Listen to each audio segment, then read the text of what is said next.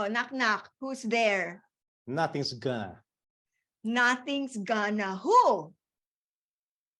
Nothing's gonna change my love for you. Nox You na. ought to know by now how much I love May you. pikit-pikit pa talaga.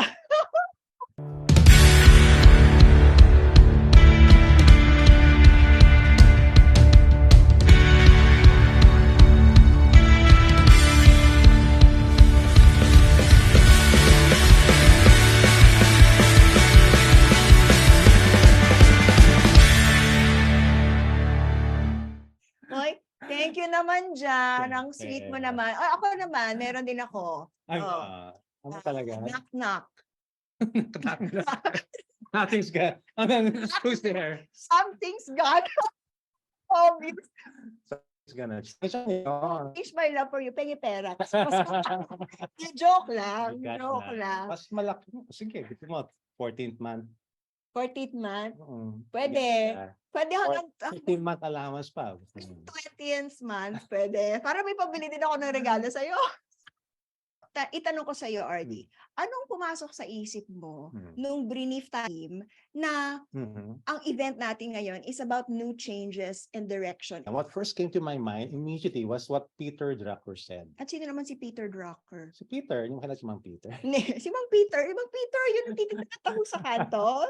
Hindi siya Hindi. Ibang Peter. Sorry Ito Okay, yan. go. Si Peter Drucker, they call him the man who invented management. He's an author, thought leader. He passed away, but his teachings are still alive right now. Sasabihin ko, sabi si Manong Peter, kaya lang namatay na pala siya. Okay, No, go. he's mentored thousands of CEOs All right. and students as a professor of management. Here are some of the books on change and the future that he wrote and some familiar quotes baka that we can use.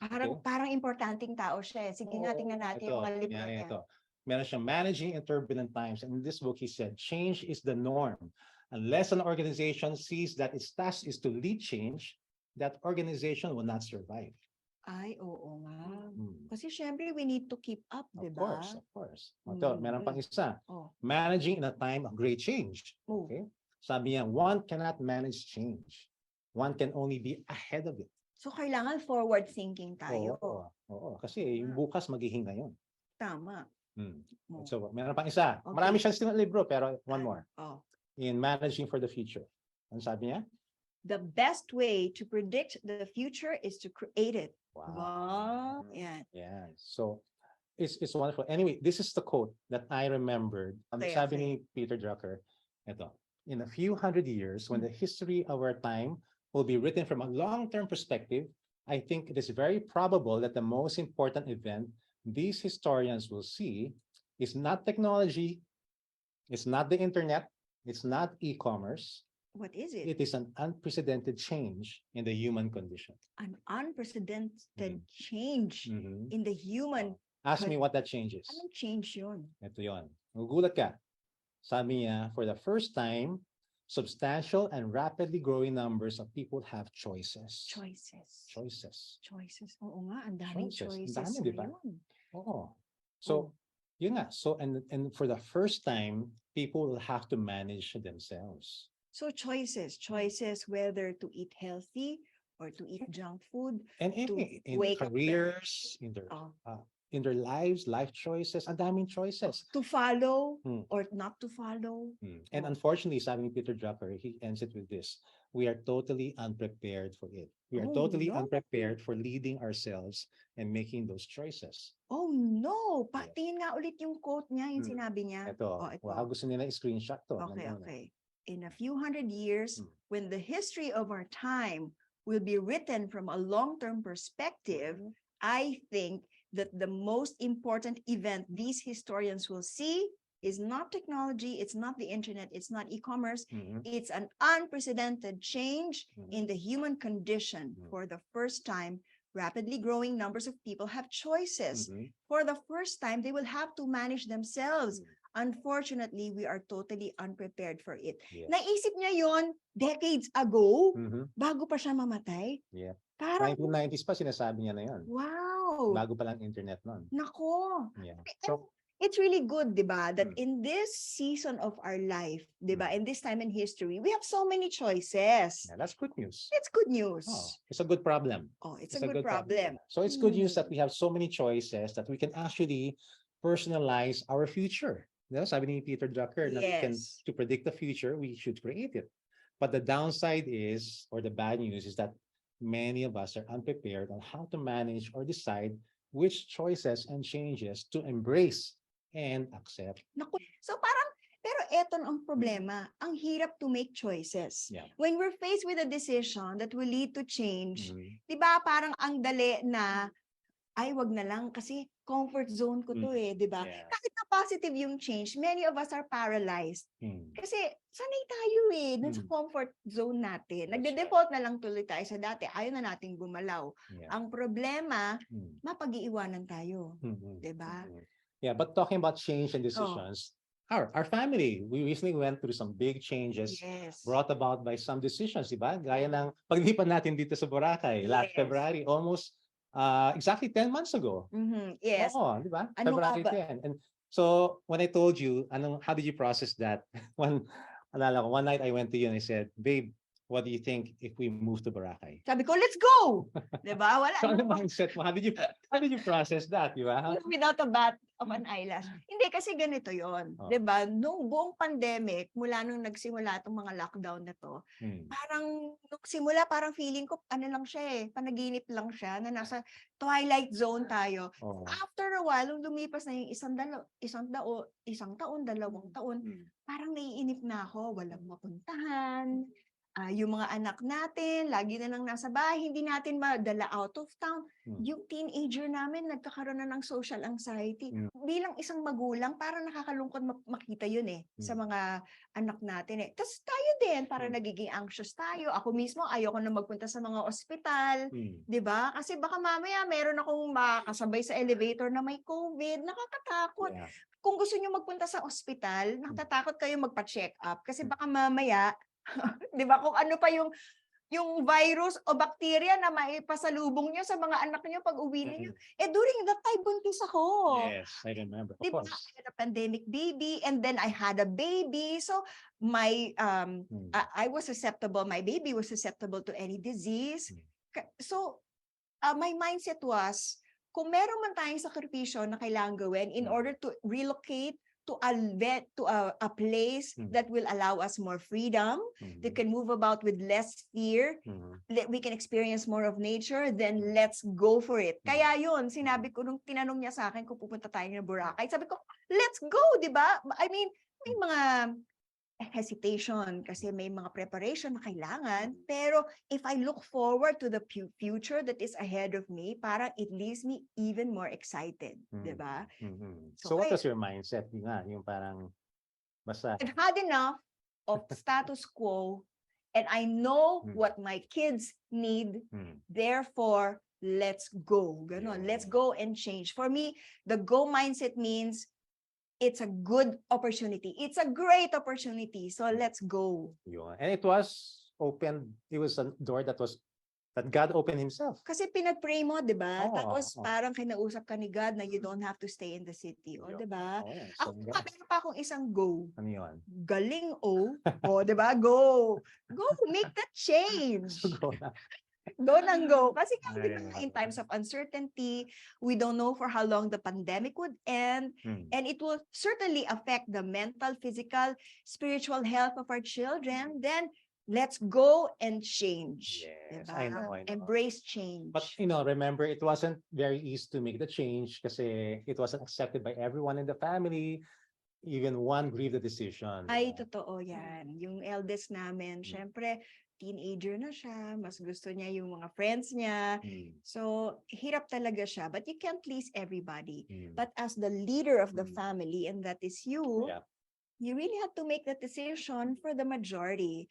Syempre, ako naman, being your wife, I have to support and submit to your decision. Actually, ako din yung sumakay sa decision mo.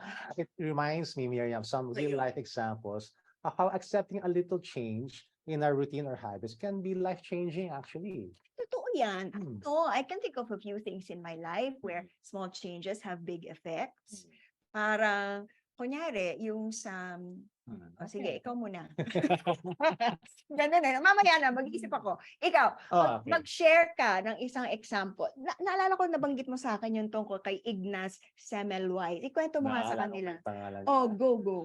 Oo nga, yeah. Actually, in my booklet, yung Buhay na Hindi Bitin, it's a small booklet. I shared the story of how simple change in the routine of doctors delivering babies save lives. And it's very interesting how something as routinary today as hand washing was so controversial and hard to implement before. Tingnan mo tong article na to sa, itong tingnan mo article sa National Geographic. Oh. Wash your hands was once controversial medical advice. What? Tingnan mo yan? Controversial, samantalang ngayon, parang over the pandemic, I've never washed my you know what? hands It all as often. started with this one man who was concerned about how mothers in Austria were dying in the OB ward of their hospital after doctors delivered their babies. Oh, kawawa naman. So itong pangalan niya, si Ignaz Semmelweis, and he was an OB practicing in Austria. Okay. So ito yung problem. In 1847, the Vienna General Hospital OB ward, the doctor's wing had a high 10% mortality rate of birthing mothers. Oh no. Yes. So biro mo, out of every 1,000 moms who come to the hospital, 100 will die. My Ang God. taas. Pero ito, sa Oh. midwives wing, Oh. the rate was only 1%. What? Bakit ganun? Bakit mas marami pag doktor mismo ang nag-anak sa'yo? Yung midwives pa ba? So nagtaka si Dr. Yun na. Semmelweis, and this is what he Discovered. ito yung observation niya, ito yung theory niya. Sabi niya, ito pa, we'll mention na kumalat sa Austria, so mga nanay or would-be nanays, natatakot silang pumunta sa hospital. They would rather give birth in the street than go to the hospital. Biro mo? Oo, kasi pupunta ka ng hospitals, mga mamatay ka pa, di ba? So ang sabi ni Semmelweis, he believed na yung mga doktor who were handling the cadavers na ino-autopsy niya, na-infect yung women. Kasi hindi sila naghuhugas ng kamay. Ay, nako naman. Biro mo. So sabi niya, he instituted a small change. Sabi niya, mga dok, maghugas muna kayo ng kamay ninyo bago mag-deliver kayo ng baby. Naman, ano? Yun lang yung change na sinabi niya. Pero, biro mo, how did they respond? The doctors were appalled and annoyed, and they complained. Sabi nila, washing hands before treating a pregnant woman was too much work. Ano ba yan?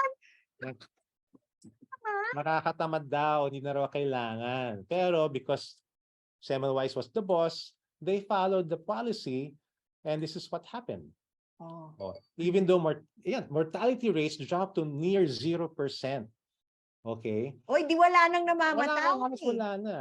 Because, but the weight of authority stood against Semmelweis' years of research, and he was relieved of his position. In other words, dinispatcha pa siya. Nakatulong na nga siya, tapos pinag-resign pa siya? Exactly. Ano ba naman yan? Kaya, alam mo, until today, they call this the Semmelweis reflex or effect. It's a metaphor for the reflex-like tendency to reject new evidence or new knowledge because it contradicts established norms, beliefs, or paradigms. Grabe, no? Grabe naman. And even if it's really going to help the patients or the consumers, di ba? Pero today, we know so much about germs and how proper hygiene and washing hands can prevent so many other illnesses. Teka, I have another story related to health and wellness and how small changes can reap benefits in your life. Recently kasi, I gave a talk on health and wellness. Meron pong bagong disease na nagkakaroon ng mga tao ngayon. Ito po ang sitting disease. Diba? Sino sa inyo ang nakaupo ngayon habang nanonood sa amin? Sino sa inyo nakaupo? Diba? Alam mo ba that if you sit for more than 6 hours in one day, you are prone to developing more diseases? And do you know that 1 hour of sitting reduces your life for 22 minutes? It is worse than smoking 1 stick of cigarette, which reduces your life for 11 minutes. 1 hour of sitting reduces 22 minutes. Tas ito pang na-discover ko. Okay, sitting increases the risks of death for up to 40%. And sitting 6+ hours per day makes you 40% likelier to die within 15 years. OMG, sabi ni Teresa. I know. And even if you exercise for 30 minutes every day, you are still prone to develop to being at risk of death for up to 40%. Di ba nakakatakot? So sitting disease causes 94% higher chances of death in ano ba tong nauna? In women who sit 6+ hours a day compared to those who stand more often. Tapos 48% naman sa men, higher chance of death if you're sitting for 6+ hours a day. Eh tayo, ilang oras na tayo nakaupo ngayon? Diba? Ako, Kanina nakatayo tayo ngayon. tayo nakatayo tayo ngayon. Ito yung naging solusyon, ito yung naging solusyon natin to combat sitting disease. Pero in a regular day, how many hours do you spend in traffic sitting? 'Di ba? 1 hour, 2 hour. And then in the office, if you work in the office, how many hours in the office? O pag drive nyo pauwi, ilang oras na naman 'yon? So 5, Pag nood ng telenovela, pagod kayo, manonood kayo ng telenovela or Korean novela, di ba? O, nakaka-6 na oras kayo. And all these lead to higher chances of death. Ano yan, di ba? So, nakakatakot na merong sitting disease. It's really all about the sedentary lifestyle. And according to this research, 20% of breast cancer complaints is because of sitting continuously. Wow. 27% of diabetes complaints is because sitting more times in a day. 30% of heart disease, 25% of digestive tract cancer. Lahat ng yan dahil nakaupo tayo ng madalas in one day. So paano yan? How do we combat sitting disease? Syempre, when we're seated, kailangan meron tayong correct posture na hanggat maaari, when we're biglang may tumayo kasi binanggit ko yung sitting disease. Si MJ biglang napatayo. Okay, let's do webinar standing daw, sabi ni Myra.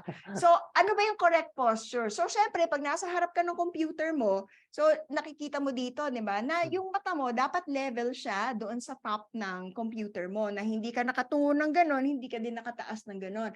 Para yung natural formation ng spine mo is hindi lordosis or hindi naman masyadong over, 'di ba? Tapos yung katawan mo, kailangan square yung shoulders mo, tsaka yung hips, tsaka yung knees, dapat naka 90-degree angle yan hanggang dun sa ankle mo.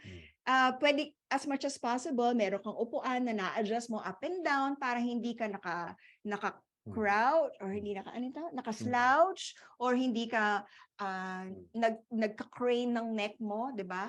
At iba pang mga solution in order to stand more instead of sit more is ito, meron kang standing table o kaya meron kang adjustable table na papatong mo lang sa table mo tapos niaangat mo kagaya nung yung naka-blue. Yung computer mo is elevated and you'll have to stand. Tayo, naka-stand tayo ngayon. Naka-stand tayo ngayon. O kaya, 'di ba? Pwede ka rin gumamit ng ang exercise ball as a chair, di ba? It engages your stomach even more.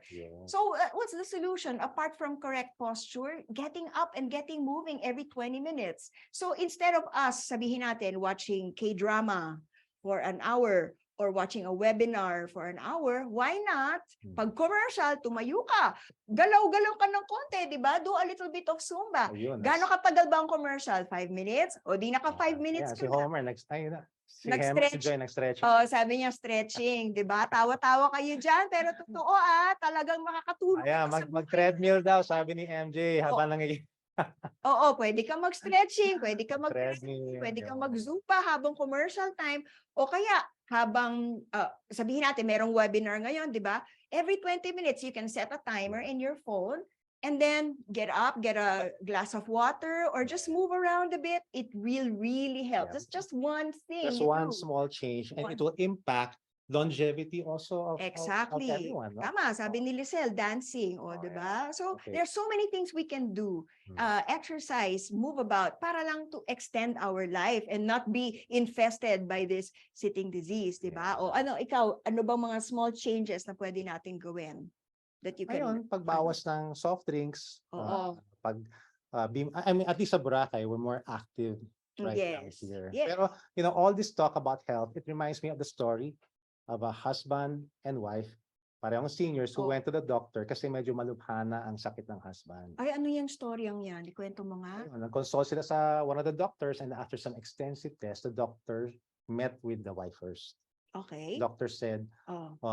do you want the good news or bad news? Siyempre, bad news muna. O, ano So sabi ng doc? doctor, bad news is that your husband has 6 to 9 months to live.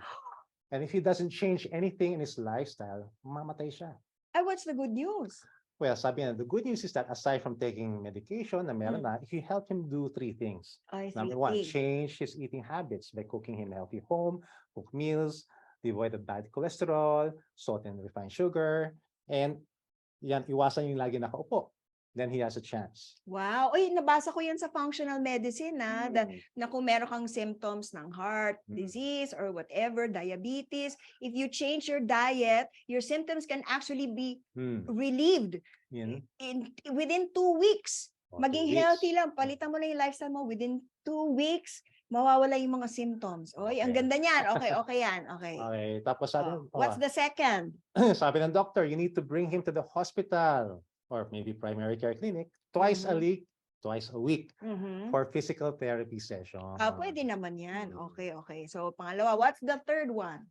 Sabi ng doctor, based on new medical research, the third Mm-mm. thing that you need to do is to make love and have sex with your husband at least 3 times a week. 3 times a week. Then your husband will definitely beat this illness and live much longer. So, Ano sabi ng wife? edi nagnad lang siya, tumayo, tapos lumabas siya sa waiting room. Sabi niya, pinuntahan niya asawa niya, and then the husband asked her, what did the doctor say? Sabi ng wife. Sabi niya, dear, sorry, but you're going to die in 6 to 9 months. Kawawa naman yung asawa niyo. Oy, wag naman ganun. Joke naman yan Joke naman yan, di ba? It's just to illustrate about change. And Dami kasi talaga some changes are just too much to manage for some people, di ba? Oo. I'm sure you will be able to handle that pag nangyayari sa akin yun. Alam mo naman, pinakasalan kita dahil sa katawan mo. Next! Sige, iba na Okay, magulat tayong oras. Okay. So, mamaya pag-usapan natin yan. But Okay. seriously, even in business, if your mindset is fixed, you don't like or want to do things new to adapt to the environment or future, then if you don't do that, you'll die. Sabi nga ni Al Ries, isang guru, a management guru din, sabi niya, adapt or die. Adapt or die. Parang like what, alam mo yung Kodak? Ay, oo, Kodak. Yung Kodak. Naalala Kawawa mo yun? naman, wala na sila. Di ba? Do you remember? Itong Kodak. Naalala niyo ba? Sino na nakaka-relate? Naalala niyo pa yung Kodak? Ibig sabihin, kasing tandaan niyo ako. Ano ba? May theme song nila. Good morning, yesterday. Napag-aala tayo mga edad natin. You wake up next. And time has swept away. Yeah. Di ba? Kaya na-swept away din sila. Na-bankrupt sila. Times of your love. Yeah. Diba? Ayun. So, Ad campaign nila talagang sobrang lakas ng impact nun, 'di ba? Syempre, Kodakan. Kodak. Bago po nagkaroon ng selfie, Kodak talaga. Yeah, but exactly, the big alam mo sila ang nag-invento ng digital camera. Oh, talaga? Yeah, but they dismissed digitization as a fad, and they were so kampante to change and go full blast into digital. Kaya Kodak went bankrupt. Sayang, hindi nila kalain na lahat pala ng tao, ganun ang magiging direct. The concept, meron akong naisip na concept ng mga Japanese dyan, yung sinatawag nilang Kaizen. O, ano ba yung Kaizen na yan? Yes, It's a Kaizen. favorite Japanese dish of mine. Oh, hindi, sashimi yun di ba? Right. Ha? Ay, iba pala yan. Iba yun. I'm just joking. No, seriously, Kaizen is a favorite concept because it's dual. Ano yan? It's A Japanese term. Change for the better. Or continuous improvement. Nabanggit yan din kanina ni Ms. Mhm. Pia, di ba? Na Kaizen. Tingnan natin yung kung paano nila sinulat in Japanese characters. Di ba? Yung first one is Kai. It means change. Tapos yung Zen, yun naman ay good. So when you say Kaizen, it's good change. And it's continuing improvement, continuous learning. You know, there are many other small changes or Kaizens that we can make in our lives that will really help us. It will really help make a big impact for our future. Yeah. It's just a change of mindset, diba? Sabi nga ni Pia kanina, yung future mindset. And most of the time, it's just a simple change of mind. And that in itself becomes a game changer. Like having a growth mindset, kagaya ng binanggit kanina, instead of a fixed mindset. Diba? Yes. Oo, yung mga fixed mindset, yung hanggang dito na lang ako, sanay na nakakasanayan ko na kasi to, 'di ba? As opposed to a growth mindset na willing ka to discover new things, to adapt to the new Yeah. trends, 'di ba? So yun ang growth That's why mindset, natutuwa ako being sa'yo, open babe. to learning. Natutuwa ako Oh. sa'yo kasi recently, di ba, you've been elected as chairman of the PTA Mhm. Federation, tama ba yan? Parent Teacher Association here in, not just in Boracay, but the whole of Malay. Ay, So, in charge of 36 schools that you're Yeah. overseeing as PTA chairman. And you've been hammering to them or preaching to them the concept of growth Growth mindset mindset. and purpose, di ba? Yes, purpose. So, ang gusto ko talaga kasi, ang vision ko dito for the 16 public schools and 16 private schools dito sa Malay is umattend sila to tong core purpose workshop that will help them discover that God has a purpose for their lives, and also it will teach them about growth mindset kasi karamihan sa mga kabataan dito, pag na-expose sila sa other ways of earning, kunyari yan, ipepedal lang nila yung mga paddleboard, kikita na sila. Ayaw na nila pumunta sa school. Pag hindi na sila gagraduate, ayaw nila magpunta ng university. So, importante talaga na merong growth mindset na-appreciate mo that when you expand your mind and when you grow, the better things will happen to you. So, again, growth mindset, future mindset. Let's grab that now. Galing. I'm Diba? so proud of you, babe. Parang what you're doing is what Peter Drucker said. Si diba? Mang Peter nang magtataho. Si Si Peter Sabi niya, Drucker. the best way to predict the future is to create it, di ba? Wow. Yeah. Yes. So, ayun. So, sige, let's wear our growth mindset and discuss what we can do to transition towards a new beginning, a new future of purpose. Okay, so as we navigate the future, how do we execute Yeah, change? so this is where we will land this talk Mhm. so that we can go on in the Q&A. So let's try to process what we discussed and frame them into three key principles. Yeah, Okay. okay? G. Anong G? G, edi game. Go. Ayun pala Game. yun, G. Oh, you learn something new every day, di ba? Oo. Oh, yeah. So, sige. The first principle is this. As a leader, change is hard for your people to accept. So, yeah, the future starts with you and those around you. So, stop, look, and listen. Stop and look at the mirror. Who do you see? The man in the mirror. Diba? Parang, Michael Jackson. Man in the mirror. Yeah. yun. Yeah, tama yan. Tama, di ba? Oh, yan yung lyrics I'm niya. starting with the man in the mirror. I'm asking him to change his ways. No message could have been any clearer. You want to make the world a better change? Take a look at yourself and make that change. Wow. Woo! Woo! Teka, naki-carry away na. So it's all about self-leadership. As Peter Drucker said, we need to be up to the challenge by being able to lead ourselves in order to lead others. Yes, it's about self-leadership Yeah. talaga. So we should ask ourselves these questions. Number one, do we have a Kaizen mindset? Kaizen. Always looking to make small changes and improve continuously. Do we have a growth mindset and not a fixed mindset? And what else? After that, we stop and look at ourselves. We need to listen to wise counsel, diba?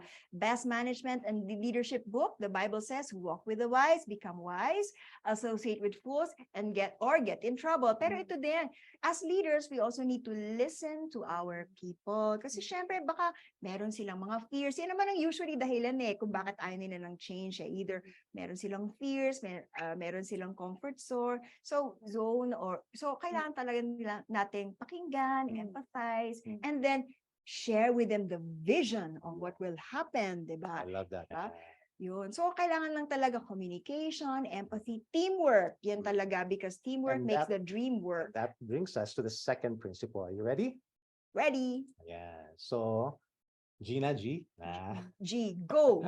So, principle number 2 is the future belongs to leaders with empathy. Ayun. Yung McKinsey report, sabi doon, the future is personalization, and those who embrace it will experience success. It also mentioned 5 things that leaders need to have in the future. Hindi ko na babanggitin, pero what's surprising is that in the midst of the other elements it mentioned, McKinsey said that empathy, or basically leaders that love, will be the key to a future that is driven by technology. Empathy, Yeah, love.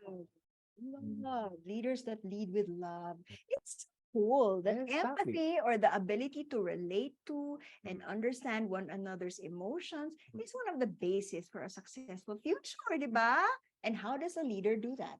So yun, show empathy by pausing and being patient with the people you lead. Love by being patient and understanding. Recognize that people are in different stages of transition and change, and Mhm. find out where people are specifically and help them get through the stage by journeying with them. So validate their feelings, don't invalidate, and don't just dismiss it. Parang ganyan ang ginagawa ko sa mga anak ko na Mm. umiiyak sila, ayaw nila, kailangan na nating umalis, punta tayo na sa beach. Mama, no, I don't want. I know you don't feel like doing it right now, but we have to. Ganyan. So if you have a follower, if you have someone in your team, you can say something like, okay, let's talk. I know you're overwhelmed and don't like the changes. Sige, talk to me. Oo, Usap tayo. So what- just be patient. oh, So nandun na tayo sa third mhm. principle. Okay, Yeah. go. Go na. Go na. So the third key is yan, go. Go where God leads you. So that's, for me, that's the key. Stop to pray and just go. Be Mhm. open-minded to growth opportunities and go when God confirms. That is a secret recipe for me, kasi God will not lead you to a place that is harmful for you, di ba? That's And true. He will lead you to do the right thing. And that's the difference between managers and leaders. Managers, they get paid to do things right, but leaders lead by doing the right things. Yeah, and especially if you're at a crossroad, which reminds me of a Mm. time when I was in a crossroad, diba? Okay. I remember when I was discovered to join and invited to join the beauty pageant, ang crossroads ko noon, yung beauty pageant ng Binibining Pilipinas was also on the same weekend when I was supposed to go to Guam and take my physical therapy board exams. So conflict in schedule, di ba? Mm. Pero pangarap ko maging beauty queen. And pangarap ko din na maging doctor, which is why physical therapy was my pre-med course. But knowing two good things, God, who knows everything, He knows what's best for me because He loves me. He is the one that that I should look to. And you know what? So I prayed for it. And then when I prayed, sabi ko, Lord, ano kaya? Pupunta kaya? Na nag-impress sa akin to look at my email. So nung tinignan ko yung email ko, meron akong isang email that was randomly sent by someone I don't even know. And the subject of the email was crossroads. Sabi ko, ay, feeling ko nga nasa crossroad ako. Babasahin ko nga tong article na to. You know, when I read the bottom of the article, it said there, when you're at the crossroad, look for the cross on the road. When you find yourself at the crossroad, look for the cross on the road. So it really confirmed na kailangan ko talaga ipagdasal yung mga decision ko. And when I pray, God told me to go.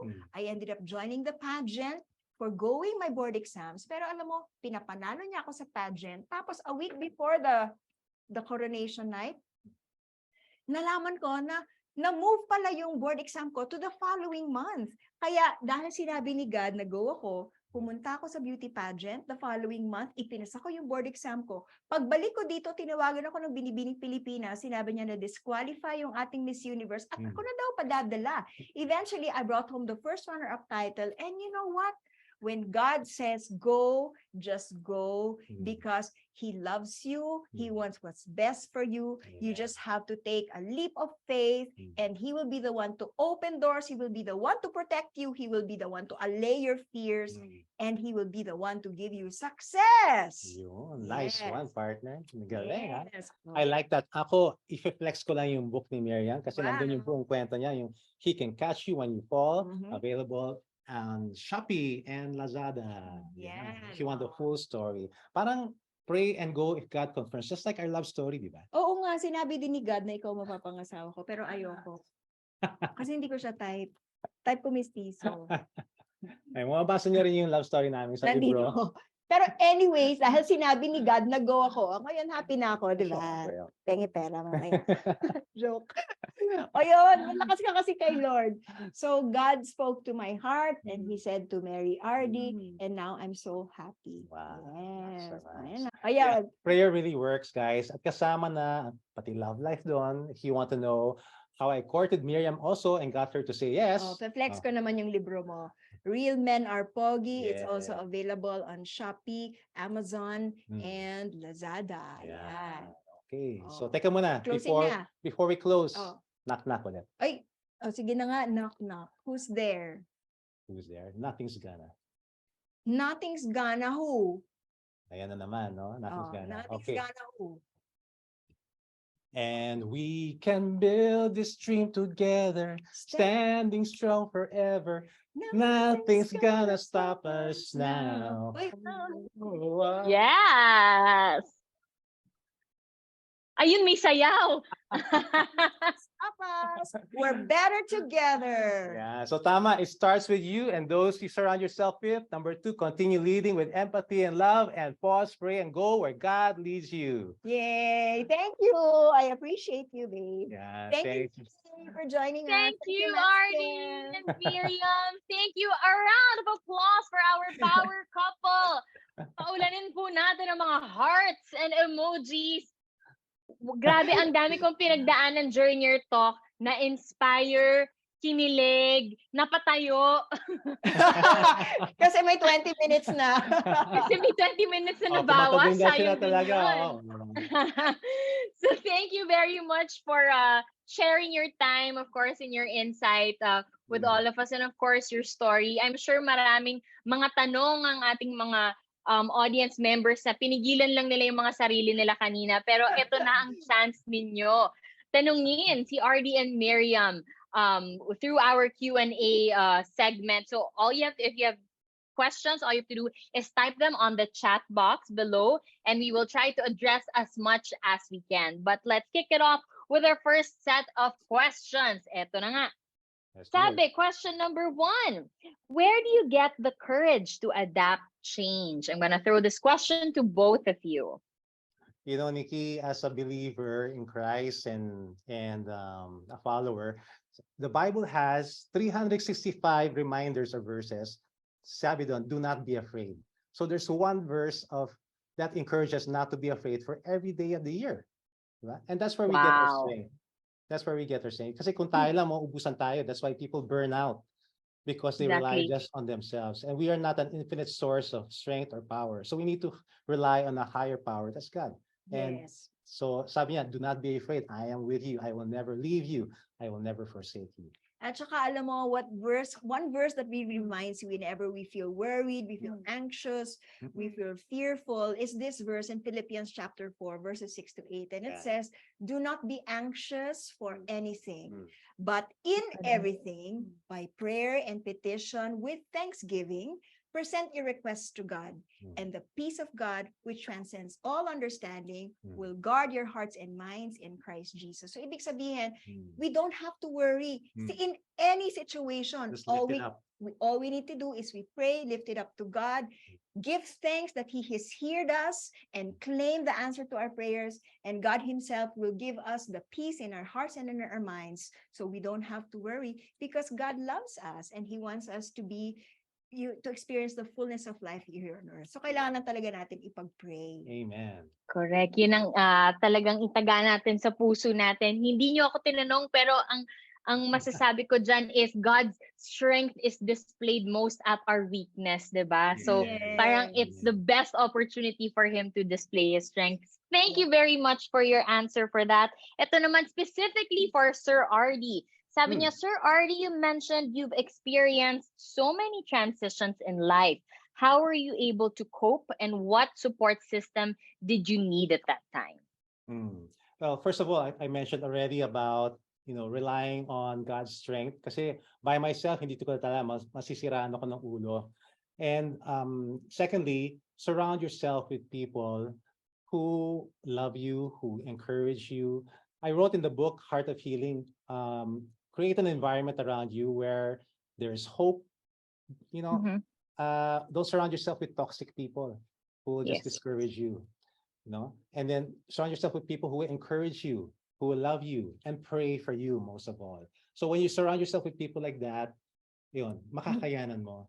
The worst thing that you can do is to isolate yourself when you're problematic, when you're experiencing trials. That's the worst thing you can do. So Nikki, go to God and go to the people that God sends to you. Yeah. I like that. Go to God and to the people that He sends to you, because He will send people your way. Amen. He will for sure. All right. Our next question is for both of you. Among the new beginnings you've both had, which one is your favorite? I guess living here on the island, Oh, Apart wow. And actually, ang dami eh.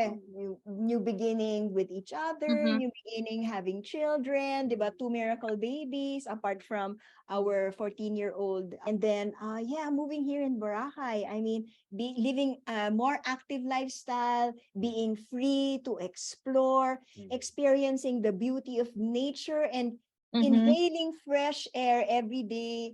That's really one of our favorites. And being on this island, which is a dream of ours. With So family. with family, most importantly. Na-homesick ba kayo at all? I'm sure there was an adjustment period. Hindi. Hindi, kasi it's a reason for our family, relatives to come over and visit. True. Oo. So, nung nag-child dedication kami, we know we had 115 guests coming It from Manila. started with 30 and it blew up to 100 Oh, kasi people were so excited to Nag-revenge travel. travel lahat talaga. Oh my goodness. Wow. And Okay. we So, also ang get to go inisip to ko, Manila once or twice a month. Oh, we so, don't that's visit. right. yeah. So, okay lang. Okay. Yeah. I think this is our last question. As a leader, do you base your decision for the benefit of your subordinates or your employers? Oh. Again. As a leader, So, what? as- Sorry. As a leader, do you base your decisions Hmm. are your decisions for the benefit of your subordinates or your employers? Alin dun ang I guess priority? Well, it's a balance also. If you take, sabi ni Richard Branson, if you take care of your employees will take care Of your business. of your business. Oh. So it works both ways. It's parang chicken and egg theory. But Mhm. guarantee, Nikki, if you take care of your staff, if you take care of your people, the people will have malasakit and take care of you and your business. That's guaranteed. Yes. Miriam, would you like to weigh in? Actually, that too. Also because when you take care of your people, you're also taking care of your boss's business. You like when you're considering your people, you have your business interests in mind, you have your bosses in mind. Pero sometimes they're so high up, they don't know what's happening in the grassroots. That's right. They don't realize that things are going slowly because people under there are having trouble understanding the new policy or the reasons for why we need this change. And so as a, let's say, as a middle manager or as the leader in whatever position, diba, you need to consider also. Now, even as an employee or as an agent, you can actually be a leader. Merong sinabi si John Maxwell, meron siyang libro about 360-degree leadership. You don't need to have a position in order to be in a position of leadership. Kasi even as an employee, you can start something that can get the people up there thinking and consider the majority. So as an employee, you can also, initiate a conversation with your manager or write a letter to a higher up just to get them to understand where the colleagues at your level are coming from, so that as a whole, diba, you can all work together towards the new goal. Yun. Pagkahalata yung age mo, write a letter. Write a letter, email. Sa email. Communication Text, talaga. DM. Communication and empathy is really key. It's really working together. Sabi ni Cynthia, collaboration. Correct. Collaboration. All right, we have one last question. Ito medyo seryoso po itong tanong na ito. How much is the per square meter price in Boracay? Mukhang nag-iisip na ho silang lumipat din. Nakita nila how happy you both are there. But no, I'm just kidding. Ingat pag bibili kayo dito kasi karamihan ng mga lugar dito, tax deck lang, walang titulo. So kailangan maghanap ka talaga ng lugar na may title. Nikki, ask them, guys, you can just go to our YouTube channel. Miriam Kiambao and RD Roberto. Tapos we have a house tour. So we share nice. Yeah, our house here in Boracay. And then we share also how it is to be living in Boracay. So yung mga interesado dyan, yun. Maroon lang kayo ng vlog namin. Amen. Thank you very much. A round of applause virtually for RD Roberto and Miriam Kiambao Roberto. Again, thank you so much for your time. See you in Boracay. Yes. See you.